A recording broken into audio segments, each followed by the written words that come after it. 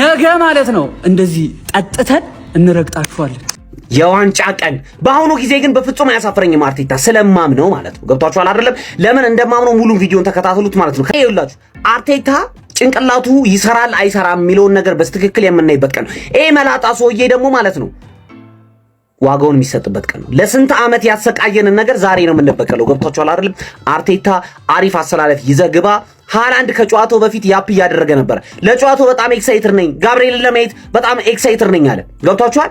ጋብሪኤል ደግሞ ትገባና ቡሊ እንደምታደርገው አምናሃለሁ። ገብቷል? ጋብሪኤል ገብተህ ቡሊ ታደርገዋለህ፣ አንድ ኮርና ታገባለህ። ሲቲዝንስ ሬዲ ናችሁ? ለወያሊት መጠፍጠፍ ቀን ሬዲ ናችሁ? ምንም ብትፈሩት እንግዲህ ቀኑ ደርሶላችኋል። የምትቀጠቀጡበት ቀን ደርሷል። ኦራይሊ በጣም በጉጉት እየጠበቃችሁ ነው። ቸርኪ ደግሞ በቃ እንዴት እንደናፈቃችሁ አልገባችሁም። ወያሊት ቀንሽ እየደረሰ ነው። 100 ብር ለአንድ ሰው ብርቁ፣ ለ100 ሰው ጌጡ። እኔ 100 ሰው አንዳንድ ብር ለአቋማ መስዋዕት የሚያቀርብ ሰው ባገኝ ኖሮ አይደለም ወያለውን ከፕሪሚየር ሊግ ከሻምፒዮን ሊግ ሻምፒዮንሺፕ ልኮ ነበር። ግን ሁሉም በፍሬ ቋጠ ሲባል ፍሬውን ቋጠረ። ምን ላድርግ? ቋጠረብኝ። እኔ መቶ መቼ ወለድኩ? እኔ ወለድኩ ወይ ሌላ ወለደ? የወለዳችሁ በቃችሁ፣ ያልወለዳችሁ በአንዱ ፍሬ እንወልዳለን ያልኩት። በቃ እባካችሁ መስዋዕት አቅርቡ። እባካችሁ። ዛሬ ከማን ሲቲ ጋር ለምናረገው የሞት ሽረት ትግል መድፈኛው ቤተሰብ መፍራት ማወቅ ነው። ቡድንህን ማወቅ ነው፣ ጠላትን ማወቅ ነው። ግን የሆነ ነገሬ ምንደሰት እየመሰለኝ ነው የምላችሁ። አርቴታ እኔ ያየሁት ኦፍ ኮርስ ከኔ የተሻለ ነገር ያያል እሱ በእርግጠኝነት እምነት ይኖረናል በአሰልጣኛችን። ግን እኔ ያየሁትን ነገርና ተመሳሳይ ላይናፕ ይዞ ከመጣ ማን ሲቲ ልንገርፋት ነው እንደዛ እየመሰለኝ ነው የምትገባ አይደለ? የቋጠሮ ጥሪ አርሰናል ዋንጫውን እንዲበላ የምትፈልጉ ሁሉ ይህን ቪዲዮ ከምን ጊዜውም በላይ ሪፖርት፣ ሼር፣ ኮፒ ሊንክ ማድረግ ግዴታ ነው።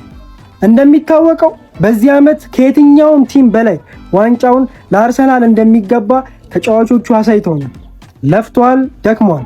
ዛሬ የጋርዲዮላውን ቲም አሸንፈው ዋንጫውን እንደሚበሉ የሚያረጋግጡበት ቀን ነው።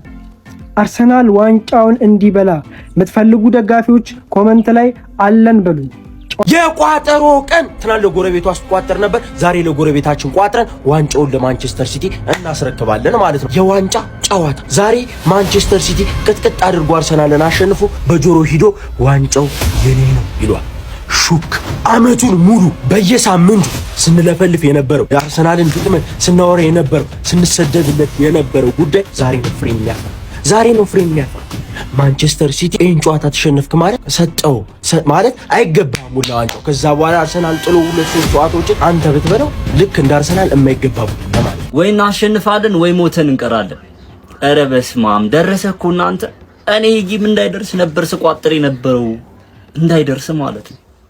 ያኔ ጥሩ ነን ምናምን በሜዳችን ራሱ አቻን ያለቀውና አሁን እስኪ ያለንበት ሲቹዌሽን የሆነ ፐርፎርማንሳችን አለ ፕላስ ሲቲ ጥሩ አቋም ላይ ነው። እኛ ደግሞ በአንጻራዊነት ከሲቲ በማይሻል ሁኔታ ነው ያለነው። ሶ ኢታድ ላይ ነው እና እንዴት መሰላችሁ ደግሞ ልዩነታችን እንደ ቡድን ጥሩ ፐርፎርም ማድረግ አለብን እኛ ማለት ነው። ሲቲ እንደ ቡድን እንኳን ጥሩ ባይሆኑ የሆነ ተጫዋች ክስተት ይሆናል፣ የሆነ ተጫዋች አውትሼን ያደርጋል። ልክ ኦራይሊ እኛን ካርሊንግ ካፕ ላይ ጥሩ እንደሆነው ቼልኪ የሚባል ተጫዋች አለ፣ ሰይጣን ተጫዋች የሆነ ከመሬት ተነስቶ ጌም ቼንጀር የሆነ ተጫዋች አሉ። ብቻ ሲቲ ውስጥ የሆኑ ተጫዋቾች አሉ። ግን እኛ ቡድን ውስጥ ካያችሁ ብዙ ጊዜ እንደ ቡድን ጥሩ ሆን ነው ካልሆነ ግን የሆነ ተጫዋች ነጥሮ የሚወጣ ተጫዋች የለንም። የሆነ ተጫዋች ሻይን የሚያደርግ ጌም ቼንጀር የምንለው ተጫዋች የለም። እንደው ዛሬ እሱ በምረቱ ፈጣሪ የሆነ ተጫዋች ይላክልን እንጂ በጣም ከባድ ጨዋታ። አቤት ማታ ያየሁት ህልም ጀሞ አቤት ያየሁት ህልም እንደው ህልም ከነገሩት ይከሽፋል ይባላል። እሱን ፈርቼ ሊያዘው እንጂ ከባድ ህልም ያየሁት አንተ።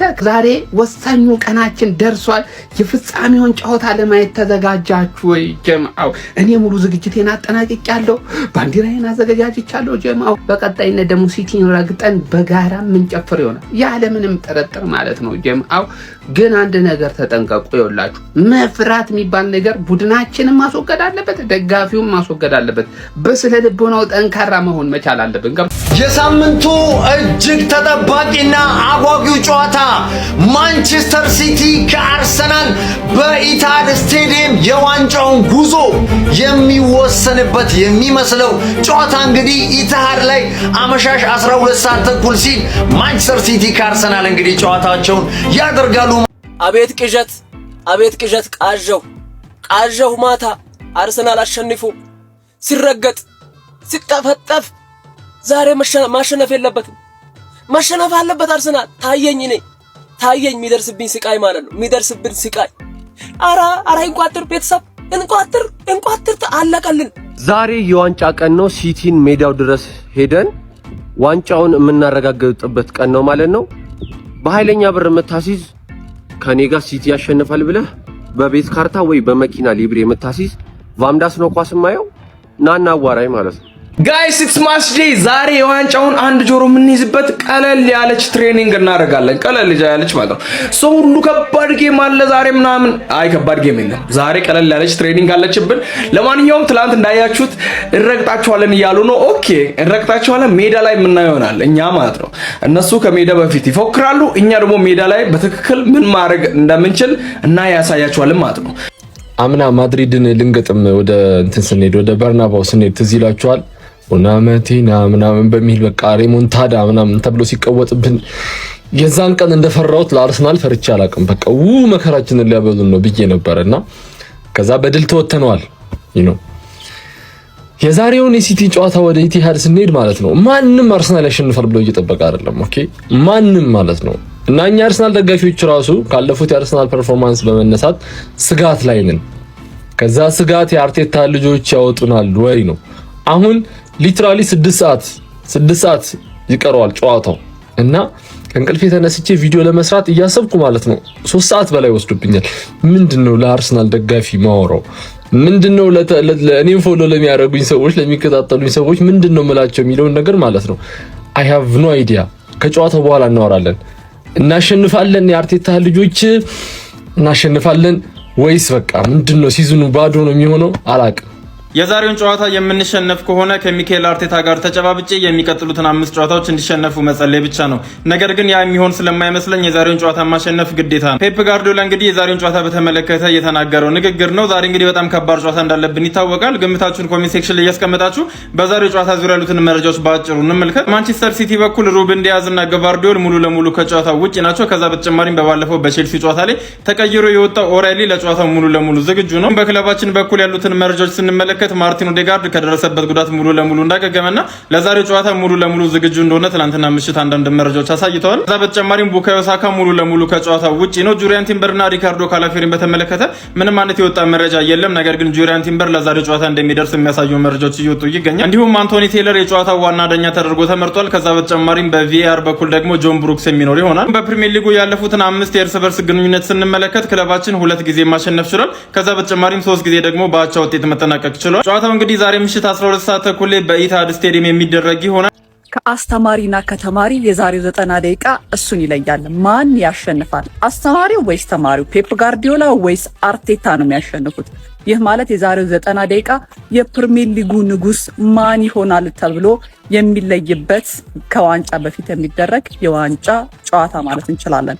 ማንቸስተር ሲቲ ከአርሰናል ጋር የሚያደርጉት ወሳኝ የፕሪሚየር ሊግ መርሃ ግብር ነው ዛሬ ማለት ነው። የጨዋታ ቀን ማይ ፋሚሊ እንዴት ናችሁልኝ? ክለባችን ዛሬ በኢታድ ስቴዲየም ማንቸስተር ሲቲ ይገጥማል።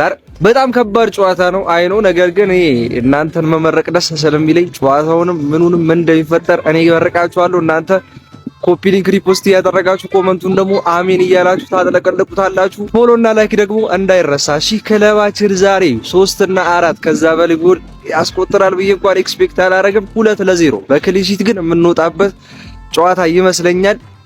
ክሊንሺት የምናስጠብቅበት ማለት ነው። ቪክተር ዮኬሬሽ ጎል የሚያስቆጥርበት ማን ሲቲ ላይ በዚህ የውድድር ዓመት ማርቲኔሊ ብቻ ነው ጎል ያገባውና ቪክተር ዮኬሬሽ ጎል አስቆጣሪ የሚሆንበት፣ ኤቨሬቺ ኤዜ የዚህ ጨዋታ ልዩነት ፈጣሪ የሚሆንበት፣ አሲስት ወይ ጎል የሚያስቆጥርበት ምናምን ምን አለበሉ ዛሬ ማለት ነው።